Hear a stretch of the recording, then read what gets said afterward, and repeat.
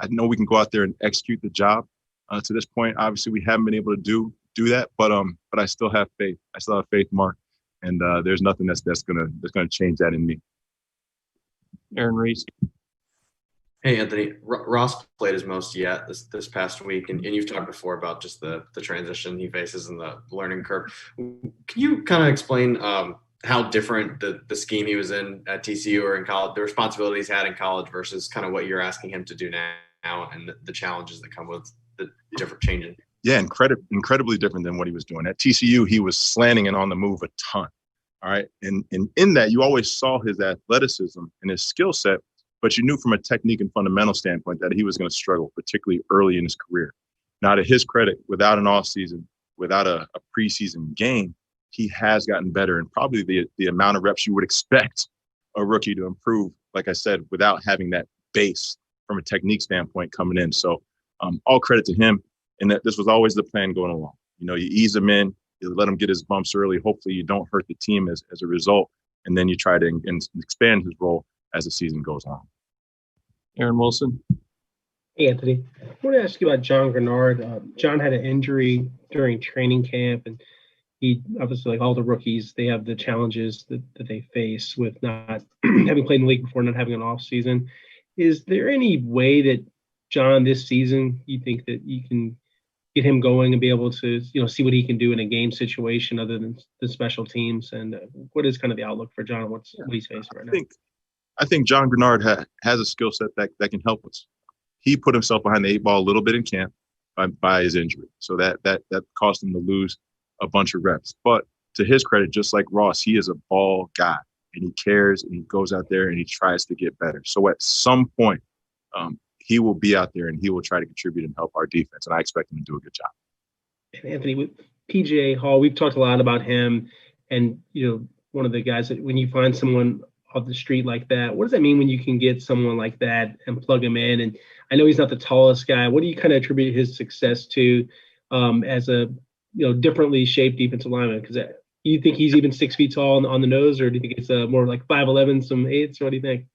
Yeah, we tease him all the time, just for his height. We did a drill today where we were trying to get off the ball, dip and lean, and we had to pick a tennis ball off the ground. Where the guys were teasing, they're like, PJ doesn't have to bend over to pick the ball up. We were obviously fortunate to get PJ when we did. I don't know what happened in Oakland, but since he's been here, he's lost weight, he's learned the scheme. He's embraced the technique we've tried to teach, and he's obviously had the success we've had. But, I've been fortunate since I've been here. We've been able to get guys like Angelo Blackson off waivers and now PJ Hall, and they've been able to come in here and have some success. Sarah. Anthony, you've been here for a lot of JJ's career. You've seen him win those individual awards. You've seen all the injury he's gone through, but he's never won that Super Bowl. How satisfying to you would it be for you to help him bring that Super Bowl to Houston? I mean, that means everything to me. That's a lot of the reason I do this is for these guys and kind of paying it forward for a game I love. So you talk about a guy that's done nothing but positive things for this game, who cares and does everything the right way, does things for the city and community of Houston, cares about his teammates. There is nothing that would bring me more joy than to help, see him hoist that trophy in the air, along with so many of these guys I've been with here now. 5-6 years I've been here. So that to me would be the ultimate achievement probably in my career. Brandon. Hey, Anthony, aside from the Packers having Aaron Rodgers, what is it that you've noticed about Matt LaFleur's scheme and what he's brought there the last couple of years that's allowed them to be successful? Yeah, I think he's committed to the running game, which is probably something they hadn't done prior to him getting there. And anytime you're able to run the ball, that's a quarterback's best friend. Now you can incorporate the play action pass, the quick game, all the quarterback movement stuff, and the ball's getting out of his hand a little bit faster, so he's not taking the same hits that he has taken in the past. So if there was one major change in going from Mike McCarthy again to Matt LaFleur, it's probably just the commitment to running the football. John.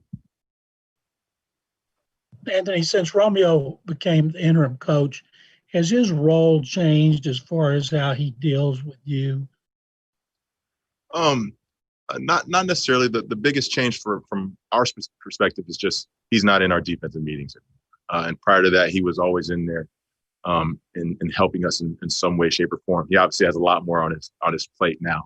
But our interaction has always been good. He's always been extremely supportive of me, and that hasn't changed since he's changed roles now as a head coach. We got time for two more. Mark. Anthony, you talked a little bit about Aaron Rodgers. When you watch him on tape, what stands? Anything different with him right now? Is it just same old, same old? No, he is the same guy. He can make every throw. I mean, his arm talent is incredible. He's still a willing scrambler. Doesn't do it probably as much as he used to in the past, and doesn't have to.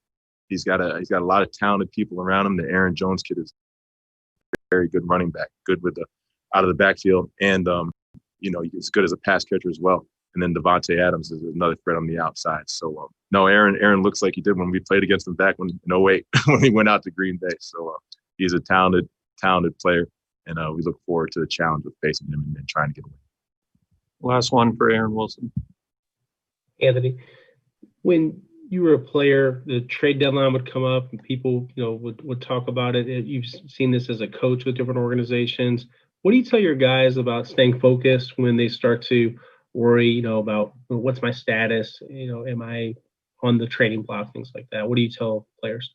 Yeah, I mean, that to me, like I stay very laser focused on what we're trying to accomplish right now. And I think our players try to do the same thing now. Sometimes that's difficult because, you have this phone and you're always getting alerts and breaking news and all those things where me, like I try to avoid them just because I think your thoughts and who you are and everything is what you consume, and obviously that's what you're reading. So this day and age, guys are they're gonna read it, they're gonna listen to it. You just try to get them to focus on the task at hand and be and control the controllables, right? You got to compartmentalize and realize if something were to happen, you do have control over this day and whether or not you're going to get better. And that's all you can do. Thanks, Coach.